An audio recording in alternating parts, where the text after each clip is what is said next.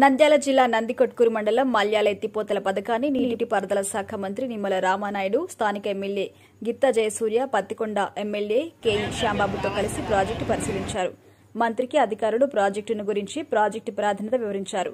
మొత్తం 12 పంపులకు గాను కేవలం 5 పంపుల ద్వారానే నీటిని విడుదల జరుగుతుందని, మొత్తం పంపుల ద్వారా నీటిని విడుదల చేస్తే కాల్వ సామర్థ్యం సరిపోదని అధికారులు వివరించారు. అనంతరం కృష్ణమ్మకు చీరసారి సమర్పించారు.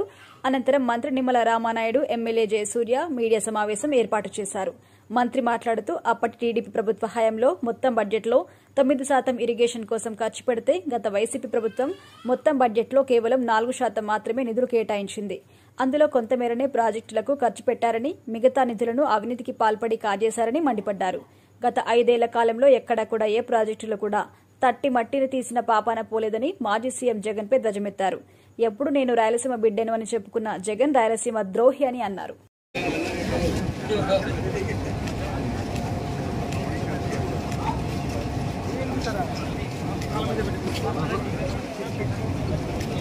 ఎన్నికరాండి సెల్ ఫోన్లు ఎన్నిక తీయండి. కొంచెం మంత్రి గారు కనపడాలా, మంత్రి గారు కనపడతారు చూడండి.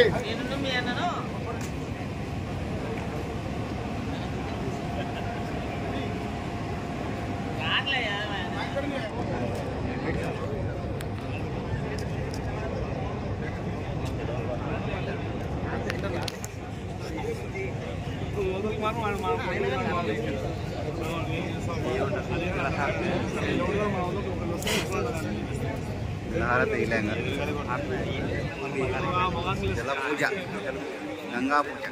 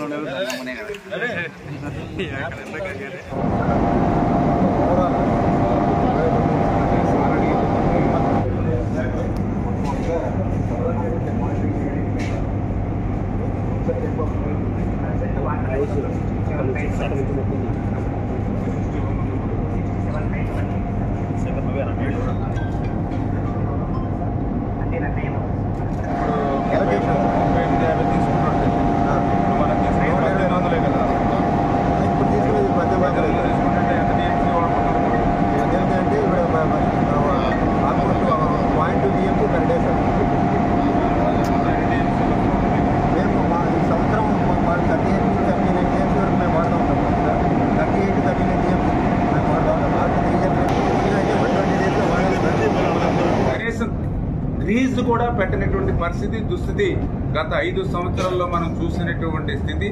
అన్నమయ్య లాంటి ప్రాజెక్టు కొట్టుకుపోతే, మరి దగ్గర 8 ఊర్లు తుడిచిపెట్టుకుపోతే, దగ్గర 52 మంది మరి ఆ రోజు మరి చనిపోతే, కనీసం ఆ రోజు ఉన్నటువంటి రాష్ట్ర ముఖ్యమంత్రిగా కనీసం అడుగు పెట్టి ఆ రోజు వాళ్ళని పరామర్శించడానికి దగ్గరికి రానటువంటి పరిస్థితి ఆ రోజు మనం చూసాం. కానీ ఈరోజు ఒక ప్రజాప్రభుత్వం, ఒక ఎన్డీఏ ప్రభుత్వం ఉంది. గత ప్రభుత్వం చేసినటువంటి తప్పులతోటి ఈవేళ ఏదైనా అటువంటి ఫ్లడ్స్ కానీ లేదైనా అటువంటి ప్రమాదం ఏర్పడితే ఈరోజు ముఖ్యమంత్రి కూడా ఎట్లా పనిచేస్తూ ఉన్నాడు.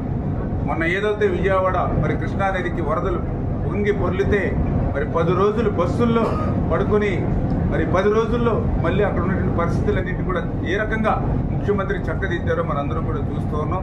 అంటే ఒక ప్రజా ప్రభుత్వానికి మరి ఏదైతే రాక్షస ప్రభుత్వానికి ఉన్నటువంటి తేడా అదే ఒక ఉదాహరణ అని చెప్పి తెలియజేసుకుంటూ, మరి అందులో భాగంగా ఏ రోజైతే పర్టికులర్గా రాయలసీమ, మరి రాయలసీమ కూడా, ఎందుకంటే జగన్మోహన్ రెడ్డి నేను రాయలసీమ బిడ్డను అని చెప్తూ ఉంటాడు, కానీ వాస్తవంగా మాట అనడానికి కూడా ఆయనకి నైతిక హక్కు లేదు.